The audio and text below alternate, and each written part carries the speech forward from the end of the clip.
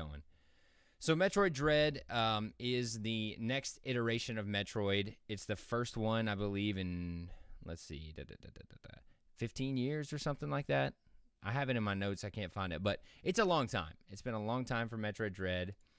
I've never really gotten into the Metroid game myself. But, again, with most of these games coming out, it's two things. Number one, I'm always looking for new stuff. And 2021 has been such a push it off to next year. I'm just dying for new content. So all these games that maybe I wouldn't jump on initially, I might start jumping on. And Metroid Dread is a perfect example of that. But I'll give you guys a trailer to watch to give you an idea of what this game is. Coming out October 8th, like I said, with the new Switch. And it looks fun. It looks really, really fun to me. And the previews are pretty great for it overall. First one comes to us from Chris Nautis at Engadget. He says, still, despite being a Metroid newbie, I found it engaging. Even as I got stabbed in the neck repeatedly, I was always scanning the environment before the game blacked out, looking for the point where I screwed up and could do better. I only had 90 or so minutes with the game, so I didn't have the luxury of slamming my head up against the wall to figure it all out. But when Metroid Dread comes out on October 8th, I'm looking forward to having all the time to scream my head off and run. So, I mean, it sounds like a good time to me. Cameron Faulkner from The Verge again, he says, from what I was able to play, Metroid Dread feels inspired and energetic. Not like how I imagined a game that was effectively canceled for over a decade would feel. And while a question mark hangs over Metroid Prime 4, which was rebooted while still in development back in early 2019, playing Dread served as a reminder that Nintendo hasn't lost its step in making stellar Metroid games. So very, very good preview from Cameron at The Verge.